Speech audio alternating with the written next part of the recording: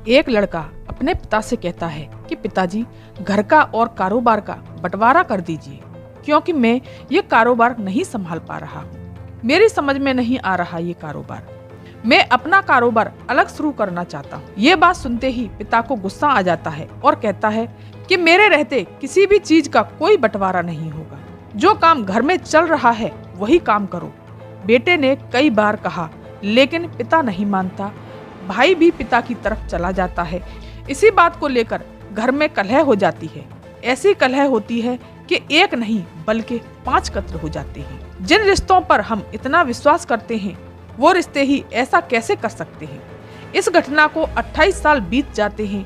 ठीक 28 साल बाद इतिहास फिर से अपने आप को दोहराता है। एक के बाद एक फिर 5 कत्ल हो जाते हैं। 5 कत्ल की गूंज सोशल मीडिया, अखबार और टीवी के जरिए से सब लोगों तक पहुंच जाती है। लोग विश्वास नहीं कर पा रहे थे। लोग ये जानना चाहते थे कि ये 5 कत्ल किसने किए और क्यों किए। आइए जानते हैं। नमस्कार दोस्तों, मैं कृष्णा सिंह आज की सच्ची घटना में आपको सुनाने जा रही हूँ। ये घटना है उत्तर प्रदेश का एक शहर है बनारस। बनारस का ही एक थाना लगता है भेलुपुर। वहीं का एक इलाका है भदैनी। भदैनी में एक पावर हाउस है। वहीं से एक गली जा रही है। वहीं पर 5 मंजिला एक बहुत आलीशान मकान है। उस मकान में 40 से ज्यादा किराएदार रहते हैं। इस घर में नीचे वाले फ्लोर पर एक नौकरानी काम करने आती है। उस नौकरानी का नाम रीता देवी है। वो सुबह 11 बजे के आसपास काम करने के लिए आती है और दरवाजा खटखटाती है। बेल भी बजाती है, लेकिन कोई दरवाजा नहीं खोलता। थोड़ी देर तक वो इंतजार करती है कि शायद कोई दरवाजा खोले। वो सोचने लगती है कि शायद कोई वॉशरूम में होगा या कोई अन्य कार्य कर रहा होगा, इसलिए वो थोड़ी देर इंतजार करती है। दरवाजा फिर भी नहीं खुलता तो वो दरवाजे को थोड़ा धक्का मारकर अंदर की तरफ देखती है। दरवाजा धक्का मारने से खुल जाता है, क्योंकि दरवाजा पहले से ही खुला हुआ था। वो बस भिड़ा हुआ था। वो नौकरानी घर के अंदर जाती है। वो अंदर जाते ही चीख पड़ती है। उसने देखा कि पूरी बिल्डिंग की मालकिन फर्श पर पड़ी हुई है और खून से लथपथ पड़ी हुई है। वो जोर जोर से चिल्लाने लगती है और चीखने लगती है। उस बिल्डिंग में जितने भी किराएदार थे वो उसकी आवाज सुनकर दौड़कर चले आते हैं। ये सब देखकर सभी लोग दंग और हैरान रह जाते हैं कि ये क्या हुआ। फिर थोड़ा सा अंदर जाकर के देखते हैं। कमरे में अंदर पहुंचते हैं तो उनका बड़ा बेटा नमन, उसकी उम्र लगभग 24 साल के आसपास थी, उसकी लाश भी वहीं पड़ी हुई थी। और साथ ही बेटी जो 17 साल की उम्र की थी, उसका नाम गौरांगी था, उसकी लाश भी घर के एक कोने में पड़ी हुई थी। छोटा बेटा जिसकी उम्र 15 साल, नाम शुभेंद्र था, वो बाथरूम के पास पड़ा हुआ था। ऐसा लग रहा था ये सब देखकर कि उसने अपनी जान बचाने की कोशिश की होगी। हत्यारों ने उसको भागकर मारा होगा। इस घटना की जानकारी पुलिस को दी जाती है और मौके पर ही बड़ी पुलिस की फोर्स वहां पहुंच जाती है और फॉरेंसिक टीम भी बुलाई जाती है और डॉग स्क्वाड को भी बुलाया जाता है। एक ही घर के अंदर 4 कत्ल हो चुके थे। ये कत्ल किसने किए और क्यों किए, ये सब गुत्थी सुलझाने लग गई पुलिस। घर का मेन आदमी जो कि उसका पति, जिसकी उम्र 55 साल थी, उसके लिए पूछा कि वो कहाँ है। आसपास के लोगों ने कहा कि वो यहाँ नहीं रहता, क्योंकि उन दोनों पति पत्नी में झगड़ा रहता था और कहते हैं कि हो सकता है कि उसी ने ये सब मर्डर किया हो। पुलिस वहां से निकलती है और हर जगह उसकी तलाश करना शुरू कर देती है और पुलिस उसके नंबर को सर्व लाइन पर लगा देती है और जानने की कोशिश कर रही थी कि आखिरकार ये कहां पर है। वहीं भदैनी में 15 किलोमीटर दूर रोहानिया के पास मीरपुर रामपुर जगह है। वहीं पर उसकी आखिरी लोकेशन पाई गई। 5 नवंबर 2024 को पुलिस वहां पहुंचती है। ये वाकया 2 बजे का है। वो अपनी चारपाई पर मच्छरदानी लगाकर उसमें लेटा हुआ था। जैसे ही पुलिस ने मच्छरदानी हटाई तो पता चला कि उसकी भी किसी ने गोली मारकर हत्या कर दी है। उसको 2 गोलियां मारी गई थी, एक गोली सीने पर और दूसरी गोली कनपटी पर। पुलिस वाले सभी लोग ये सोचने पर मजबूर हो जाते हैं कि जिस पर शक कर रहे थे उसका भी कत्ल हो चुका है।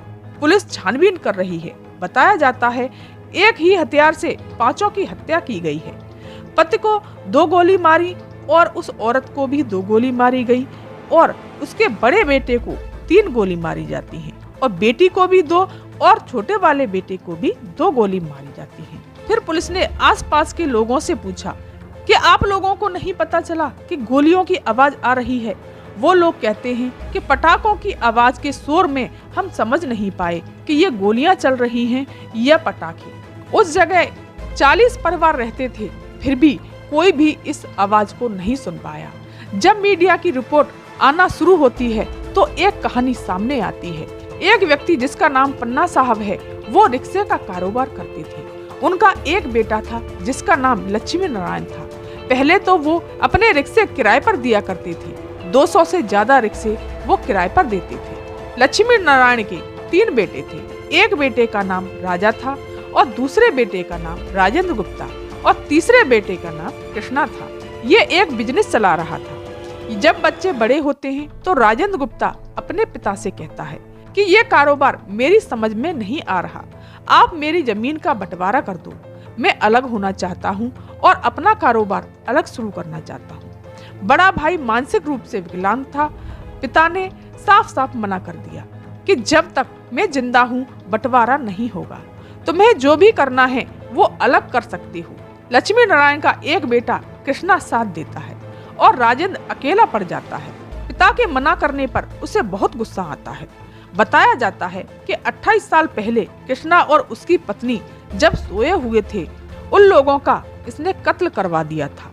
कृष्णा और मंजू के 3 बच्चे होते हैं, 2 बेटे और 1 बेटी थी। बताया जाता है कि लक्ष्मी नारायण ने अपने बेटे राजेंद्र के खिलाफ FIR दर्ज कराता है और ये कहता है कि मुझे मेरी जान को खतरा है, मेरा बेटा शायद मुझे भी मार डाले। पुलिस ने उन्हें एक सुरक्षा गार्ड भी दिया। बताया जाता है कि कृष्णा और मंजू को 13 दिन भी नहीं हुए थे कि उसके पिता की और उसके सुरक्षा गार्ड को भी गोली मारकर हत्या कर दी जाती है। साथ ही इनके कारोबार पर एक आम आदमी शराब पी रहा था, उसकी भी हत्या कर दी जाती है। ये 5 लोगों का बारी बारी से कत्ल कर देता है। तभी इसकी मां ने राजेंद्र गुप्ता के खिलाफ FIR दर्ज कराती है और पुलिस उसे गिरफ्तार कर लेती है। 2003 में वो जेल से छूट जाता है। कहा जाता है कि उसने 1995 में शादी की थी। उसके 2 बेटियां भी थीं। इसके ये करतूतों की वजह से बीवी उसे छोड़कर मायके चली जाती है हमेशा के लिए। जब 2003 में राजेंद्र गुप्ता जेल से छूटकर आता है, उसके घर के सामने एक लड़की रहती थी। उसका नाम नीतू था। नीतू ब्राह्मण परिवार से थी और ये गुप्ता परिवार से। दोनों में प्यार हो जाता है और दोनों शादी कर लेते हैं। ये बात नीतू के घर वालों को पता चलती है तो नीतू के परिवार वाले इस इलाके को छोड़कर हमेशा के लिए चले जाते हैं। राजेंद्र गुप्ता के 3 बच्चे पैदा होते हैं, 1 लड़की और 2 लड़के। जो इसका भाई था उसके भी 3 बच्चे थे, 1 लड़की और 2 लड़के। उन बच्चों की देखभाल उसकी दादी करती है, मतलब कृष्णा की माँ करती है। जब बच्चे बड़े हुए तो दोनों लड़के बेंगलोर चले जाते हैं और लड़की की शादी कर दी जाती है दिल्ली में। राजेंद्र का व्यापार बढ़ता चला जाता है। वो जमीनें खरीदता है और बड़ी बड़ी बिल्डिंगें बनाता है और उसका एक शराब का कारोबार भी था। उसके पास किराए और शराब के कारोबार से 10 लाख रुपए महीने आते थे। गोपनीय सूत्रों के मुताबिक पता चला है कि जो बच्चे कृष्णा के थे बेंगलुरु में रह रहे थे, उन्होंने ही अपने माँ बाप का बदला लिया है। हालांकि अभी इसके बारे में पूरी जानकारी नहीं मिली है। जैसे ही पता चलेगा तो हम आगे इस कहानी को आपको जल्दी से जल्दी बताएंगे। मेरा इस कहानी को सुनाने का मकसद किसी का दिल दुखाना या किसी को चोट पहुंचाना नहीं है, बल्कि जागरूक करना है। धन्यवाद।